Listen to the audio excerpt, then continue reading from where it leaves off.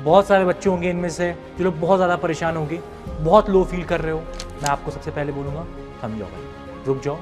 जिस पोजीशन पे तुम हो उस पोजीशन पे हर साल बच्चे होते हैं। तू कोई नया यूनिक बंदा नहीं है, सबके साथ ये चीज़ होनी है और होती है। सर क्या मैं सबसे पहले स्टार्टिंग में सारे ईजी कर लूँ, सारे ईजी कर लूँ सर, इसके बाद मीडियम कर लूँगा, उसके बाद हार्ड कर लूँगा? नहीं भाई, ऐसे नहीं होता है। क्योंकि अगर तेरे को डिफरेंशियल इक्वेशन करना है तो तेरे को यहाँ पे ट्रिकी में से इंडेफिनिट इंटीग्रेशन आना चाहिए। तो ऐसी चीज नहीं, सब आपस में कोरिलेटेड है। तो ऐसा नहीं कर सकता कि ये कर ले फिर ये कर ले फिर ये कर ले। तो करना क्या है सर, वेट कर, बताता हूँ। जहां से भी अब तक तूने पढ़ा है भाई, नई चीजों को 20 जगह से पढ़ने से अच्छा है एक ही जगह को 20 बार पढ़ो, एक ही जगह से 20 बार पढ़ो। बोर्ड की एग्जामिनेशन बहुत पास आ गए हैं सर, समझ में नहीं आ रहा है क्या करूं, नए चैप्टर्स पढ़ूं पुराने रिवाइज करूं, नए पढ़े नहीं जा रहे हैं सर, पुराने भूलता जा रहा हूं सर, क्या करूं सर, बहुत ज्यादा लो फील कर रहा हूं। थम जा, पहले तो तू थम जा। Hello dear students, how are you all. I know बहुत सारे बच्चे होंगे इनमें से, आप लोगों में से जो लोग बहुत ज़्यादा परेशान होंगे, बहुत लो फील कर रहे हो।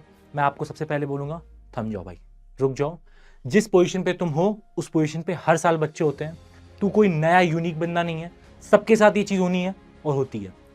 इन सारे किक करते हैं, फाइट करते हैं एंड 90+ लेके आते हैं बोर्ड्स में। तू भी ले आ सकता है, बशर्ते ये स्ट्रैटेजी तेरे को अब फॉलो करनी है। देखिए ऐसी स्ट्रैटेजी है, फुल्ली टेस्टेड स्ट्रैटेजी है, मैंने भी फॉलो करी है। मैं पिछले 3-4 साल से स्टूडेंट्स को फॉलो करा रहा हूँ एंड ये बिल्कुल रिजल्ट देती है। तो सबसे पहले sir let's start with the strategy.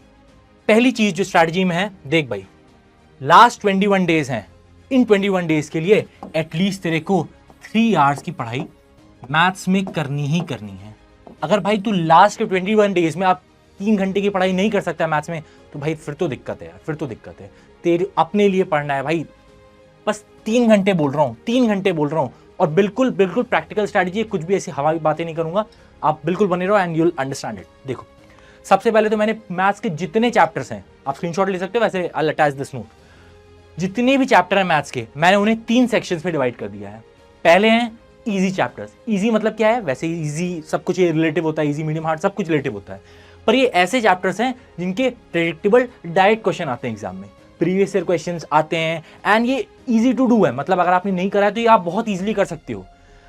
इनके साथ जो प्रीवियस ईयर में ट्रेंड है उनके अकॉर्डिंग जो मार्क्स, जितने मार्क्स के आते हैं वो मैंने यहाँ पे लिख रखे हैं। आप मैं पढ़ देता हूं अगर आपको शॉर्ट फॉर्म पढ़ने में दिक्कत हो रही हो तो। मैट्रिक्स एंड इंटरमीडिएट 10 मार्क्स का, देखो अराउंड एंड अराउंड इतने ही मार्क्स के आने वाले हैं। हाँ 1-2 नंबर ऊपर नीचे हो सकता है। LPP, vector 3D, differentiation, differential equation, ये सारे इजी के अंडर में आते हैं। इसके बाद medium, relation function, C&D, continuity and differentiability, application of derivative and application of integrals, ये सारे मीडियम में। और फिर कुछ ट्रिकी चैप्टर्स हैं जैसे कि indefinite integrals, definite integrals and probability, जिनके क्वेश्चन थोड़े से हल्के से ट्रिकी आते हैं। तो ठीक है भाई, स्टार्ट करते हैं। कैसे करना है सर, इन चैप्टर्स को कैसे करना है सर? सर क्या मैं सबसे पहले स्टार्टिंग में सारे इजी कर लूं, सारे इजी कर लूं सर, इसके बाद मीडियम कर लूंगा, उसके बाद हार्ड कर लूंगा? नहीं भाई, ऐसे नहीं होता है। क्योंकि अगर तेरे को डिफरेंशियल इक्वेशन करना है तो तेरे को यहाँ पे ट्रिकी में से इंडेफिनिट इंटीग्रेशन आना चाहिए। तो ऐसी चीज नहीं, सब आपस में कोरिलेटेड है। तो ऐसा नहीं कर सकता कि ये कर ले फिर ये कर ले फिर ये कर ले। तो करना क्या है सर, वेट कर, बताता हूँ। सबसे पहले तो 3 आवर की स्टडी मैंने आपसे मांगी है, 3 आवर की स्टडी मैंने आपसे मांगी है। इन 3 आवर को तेरे को 2 स्लॉट्स में ब्रेक करना है। तो एक साथ 3 आवर बैठ के मत पढ़, नहीं पढ़ पाएगा, बोर हो जाएगा, वैसे भी तू बहुत डिमोटिवेटेड है। तो 3 आवर को आपने पहले 2 पार्ट्स में ब्रेक करना है। पहला है स्लॉट 1, दूसरा है स्लॉट 2।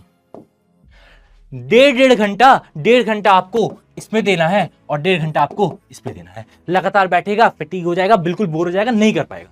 1.5 घंटा इसे का, 1.5 घंटा इसे का। करना क्या है स्लॉट में, ये देख, बिल्कुल वीक वाइज डे वाइज सब कुछ बिल्कुल सॉर्टेड है। बस तेरे को फॉलो करना है। ध्यान से देख भाई, कुछ नहीं देख। पहला first week slot 1 slot 2, second week slot 1 slot 2। अब ये स्लॉट 2 अपने हिसाब से डिसाइड कर, तेरे को सुबह पढ़ना है, शाम को पढ़ना है, दोपहर पढ़ना है, it's all up to you. Third week slot 1 slot 2।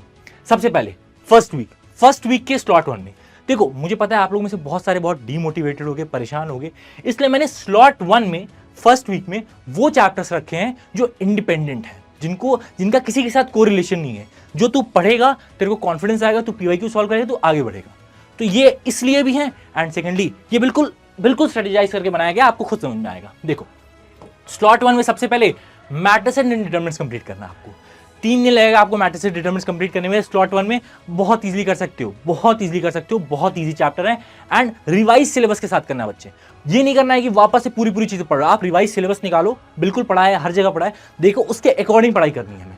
इसके बाद एलपीपी यार एक दिन की बात है यार, फिक्स 5 नंबर आते ही आते हैं यार इससे, देखो 5 नंबर इससे आते ही आते हैं और बहुत इजी चैप्टर भाई, बहुत इजी, एक दिन में तू आराम से निपटा सकता है। एंड देन वेक्टर 3D तेरे को 3 दिन में बहुत इजीली निपट जाएगा यार। वेक्टर में कुछ बचा है नहीं, basic vector, scalar product and vector product, that's it. And 3D में भी भाई प्लेन हट चुका है, सिर्फ 3D आपको स्ट्रेट लाइन पढ़नी बहुत इजीली हो सकता है। इसके बाद स्लॉट 2, फर्स्ट वीक स्लॉट 2, जिसमें हम देखो यहां हम स्लॉट 1 में बहुत इजी चैप्टर्स रखें क्योंकि एक दिन में तेरे को दोनों पढ़ना है, तो एक इजी एक मीडियम या हार्ड, एक इजी एक मीडियम या हार्ड।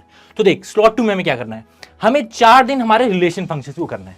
देख ट्रिकी है इसलिए, इतना लेंथी है नहीं है पर हल्का ट्रिकी इसलिए तेरे को 4 दिन देता हूं। इसमें भी आप देखो तो अगर फंक्शंस को देखो तो इसमें कुछ खास बचा है नहीं, 1 1 on 2 ही बचा है बस। रिलेशन के क्वेश्चंस बहुत ज्यादा आ रहे हैं तो रिलेशन पे फोकस करना है अपने को, इक्विवेलेंस रिलेशन पे बिल्कुल फोकस डालना है। इसके बाद 3 दिन हमें कॉन्टिन्यूटी डिफरेंशिएबिलिटी, हल्का ट्रिकी इसलिए लगता है, ऐसे चैप्टर बहुत आसान है पर ये ट्रिकी इसलिए लगता है क्योंकि बच्चे लिमिट्स भूल चुके हैं। तो बिल्कुल 3 दिन देता हूं।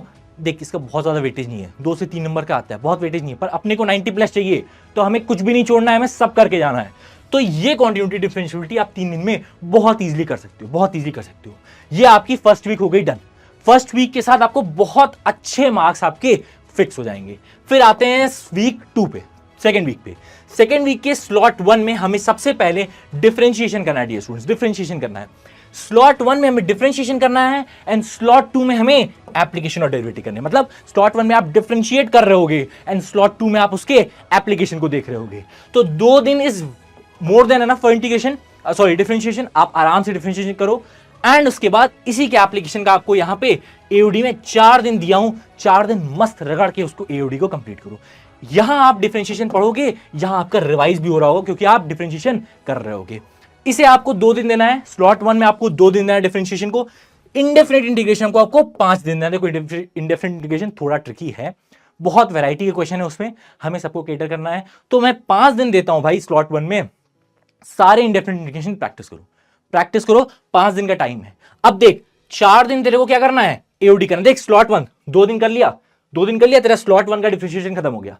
अब तू बचे 5 दिन में इंडेफिनिट करेगा और स्लॉट 2 में तेरे ने 4 दिन क्या किया है, तूने एओडी किया है। बचे हुए 3 दिन तेरे को डिफरेंशियल इक्वेशन करना है।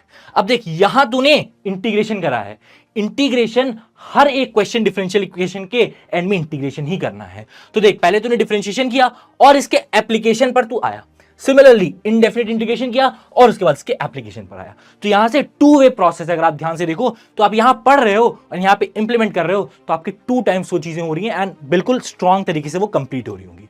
Third and last week, third week की शुरुआती 4 दिन आपको डेफिनेट इंटीग्रेशन करना। देखो यहां 2 बार आपको करके इंटीग्रेशन, आपका इंडेफिनिट इंटीग्रेशन बहुत स्ट्रांग हो गया होगा।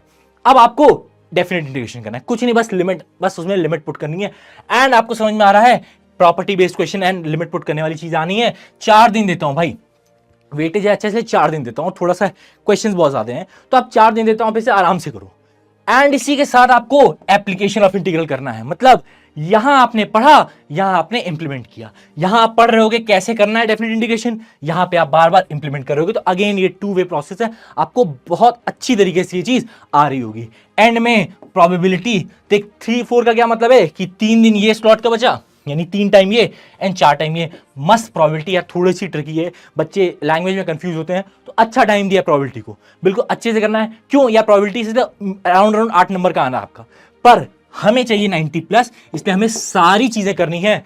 तो इस तरीके से 3 वीक में आपकी सारी चीजें कंप्लीट हो रही होंगी। अब करना क्या है, करना क्या है सर, ये जो आप स्लॉट्स बताओ इसमें पढ़ाई तो करनी है, पर इन चैप्टर्स में मुझे क्या करना है। तो देख भाई क्या करना है, देख ध्यान से देख।